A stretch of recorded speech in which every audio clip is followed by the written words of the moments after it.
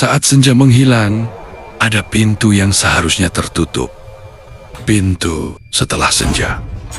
Jangan lupa subscribe, karena tidak semua pintu bisa ditutup kembali.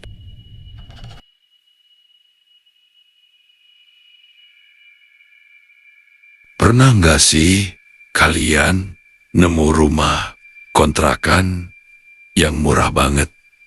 Sampai rasanya nggak masuk akal.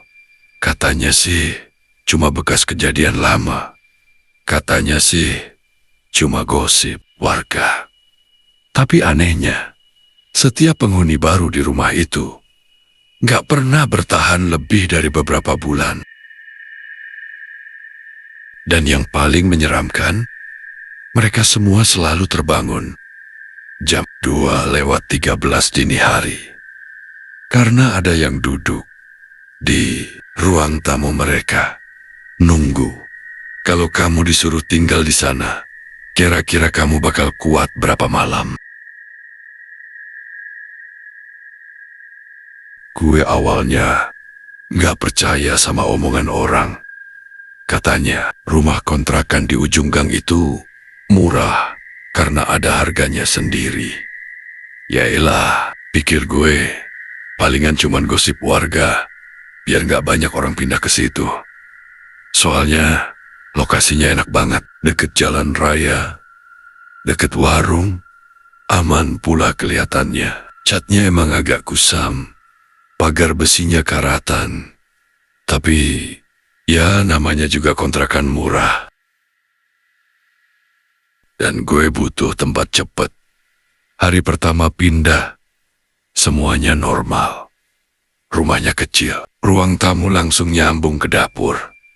Ada 2 kamar, satu kamar agak lembab, kayak jarang kena matahari. Bau kayu lapuknya agak nyengat, tapi masih bisa ditoleransi.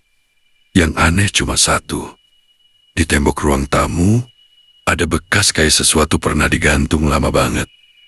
Bekas lingkaran gelap, gue pikir foto atau jam dinding. Cuma noda bulat. Malam pertama, gue lagi rebahan sambil main HP. Jam hampir 1:30. Tiba-tiba terdengar suara, kayak kursi digeser pelan dari dapur. Seret. Gue diam, mikir. Paling tetangga. Padahal dapur rumah gue mepet tembok kosong.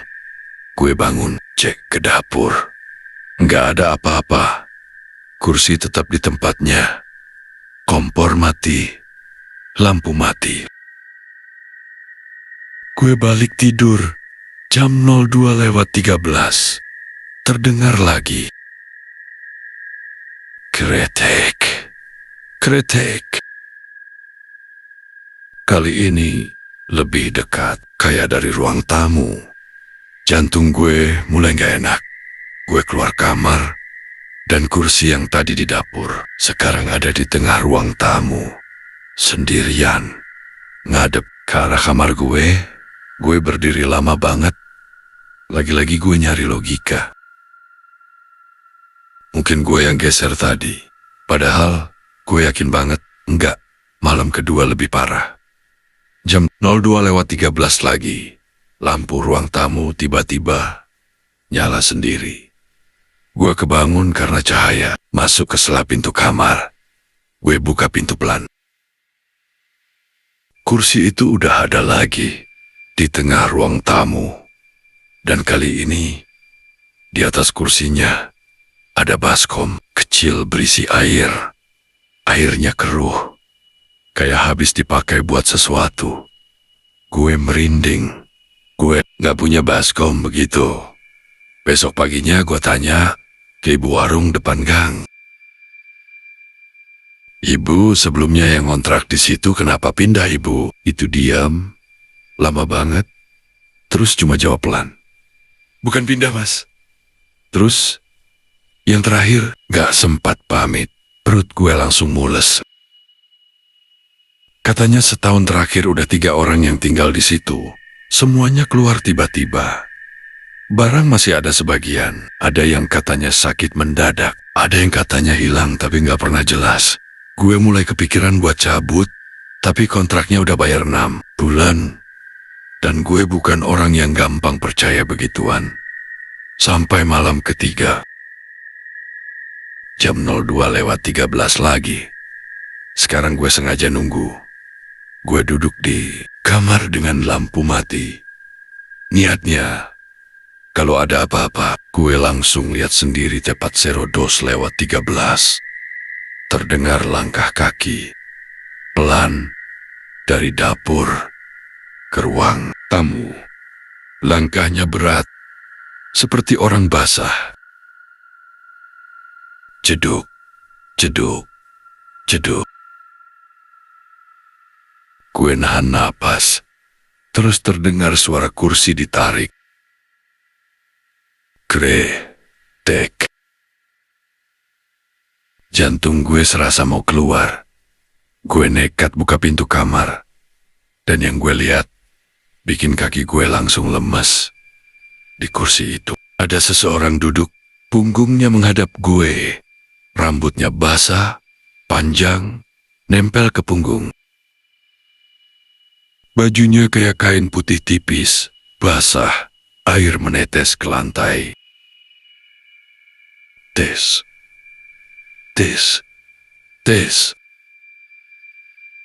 Gua kaku, gak bisa teriak tiba-tiba. Kepala sosok itu miring pelan. Kayak lagi dengerin suara gue bernapas. Tanpa menoleh, dia ngomong pelan banget. Belum cukup. Suaranya serak kayak tenggorokan penuh air. Lampu mati. Gue teriak dalam hati. Tapi suara nggak keluar. Saat lampu nyala lagi, kursi kosong, lantainya kering. Seolah nggak pernah ada apa-apa. Besoknya, gue bongkar-bongkar rumah. Gue nemu sesuatu di bawah lantai, dapur. Ada papan yang agak beda warnanya. Gue congkel, dan bau amis langsung nyengat.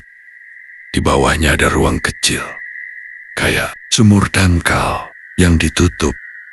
Airnya hitam, dan di dalamnya ada kain putih lusuh. Gue langsung tutup lagi. Sore itu, tetangga sebelah akhirnya cerita. Dulu banget, rumah itu pernah ditempati satu keluarga. Anaknya kecil, perempuan, tenggelam di bak air dapur. Tapi anehnya, airnya cuman setengah. Orang tuanya depresi, pindah.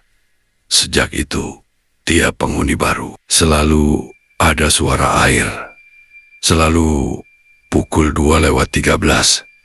Katanya jam segitu waktu anak itu ditemukan. Dan katanya, dia nggak suka sendirian. Malam keempat adalah puncaknya. Pukul 2:13, nggak ada suara kursi. Nggak ada langkah kaki. Yang ada cuma suara tetesan air di dalam kamar gue. Des.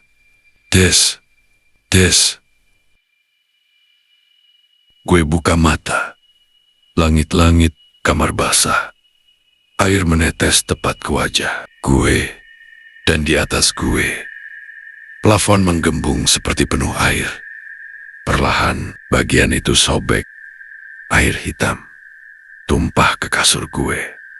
Dan sesuatu jatuh. Bersamaan, tubuh kecil, rambut panjang menutupi wajahnya. Kulitnya pucat kebiruan.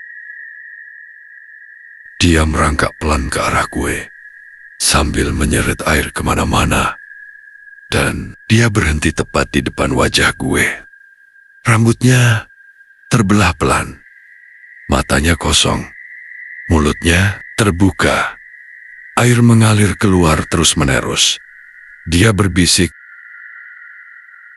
"Gantian." Besok paginya, orang-orang bilang gue gak pernah keluar rumah lagi.